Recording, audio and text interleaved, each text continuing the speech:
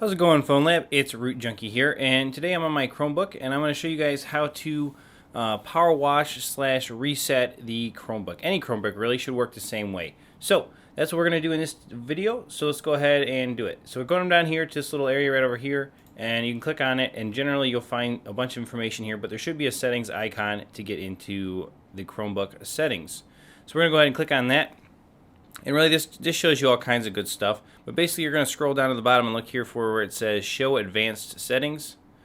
And then you're going to scroll all the way bottom and you have these two options, right? So one is Power Wash and the other is Reset the Settings. So Reset Settings basically resets everything to default settings in this window. All of these settings go back to default. That's what that one does. Power Wash, on the other hand, does something a little more. This removes all user data and resets Chromebook or Chrome device to be like new. Just so you have to reset it up from original boot up and startup menus. So when you do the power wash option, it's going to erase everything on the device. So if you have something, for example, in your file system, or you've downloaded things to this device, if they're not on your SD card, which will probably be in the side of the device down below, then or a flash drive or something, then you will lose that data. Like here's an image I have. When I reset this with Power Wash, this is going to be gone. Now, things that are on your Google Drive, they're going to obviously still be there. They're cloud synced. Things that will be on an SD card would still be there as well. But just be aware that doing this will go ahead and remove everything off of the internal storage.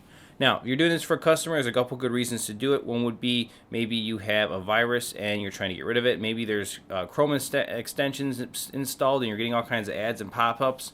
This is a good thing to do to go ahead and clean all that up and just get a fresh install. Everything from Google will sync back, which is nice, so you don't have to worry about that kind of stuff. So this is just a nice little easy way to reset the device. So we're going to go ahead and do it. So we're going to click Power Wash.